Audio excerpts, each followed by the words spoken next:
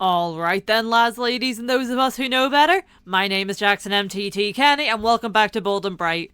You're getting a mini episode this fortnight because I am in the weeds working on this Gravity Falls animatic, and I do not have the time to edit this. For a little peek behind the curtain, recording an episode takes me like half an hour. Editing and subtitling the damn thing takes me about 2 weeks. So I like to sprinkle in a little mini episode every now and then just to make sure you're getting something.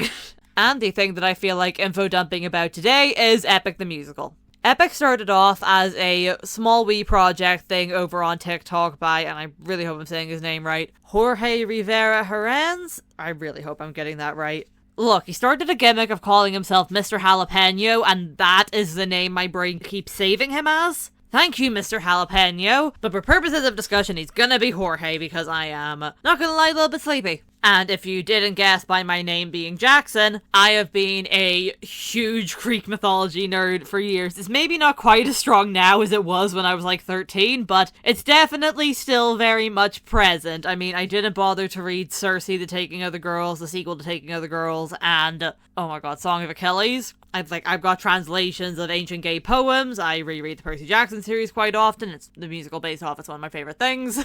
I was watching overly sarcastic productions when I was arguably way too young to be watching their 14 plus videos, but shh. It also meant that I was in P7 writing essays and using words like penchant, because of course I was. And all of that is to say, I'm very excited about a musical about Greek mythology. Epic is the retelling of the Odyssey, aka Odysseus and the no good, very bad, etc, adjective day. Aka goes to war for 10 years and then somehow takes another 10 years to get back, because everything in the Greek world has decided it's just going to be his bad decade in particular. Yeah, you just had to go and peeve off Poseidon. How did that work out for you, buddy?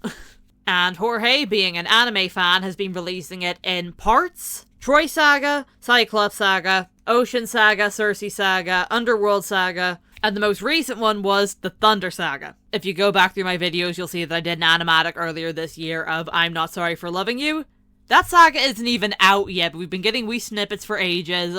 Ooh, I've been very excited. I was literally counting down the days till the Ocean Saga because I wanted to hear ruthlessness. Admittedly, I prefer the original version more than the new one, but okay. That's actually happened to me twice now. I think the other one was also in the Ocean Saga. It was, Luck Runs Out. They changed it from, you could be caught off guard and end up losing your life, or piss off this god and cause a lot of strife, to, you could be caught off guard and end up losing your life. See, it just doesn't have the same kick. I'm sorry, I like my songs to be kicky. But everything apart from that I've loved. I've had There Are Other Ways on loop for the past couple days. Actually, all of it's been on loop for the last couple days because I need background noise while I hyper-focus on this. As for upcoming songs, I can't wait till we get the, what's it called, like the Ithaca Saga, where we get to see some of Odysseus' family. Look, I am mad for Penelope's song, The Challenge. In fact, I might be a little miniature animatic for it, so let's see if that pans out in the near future.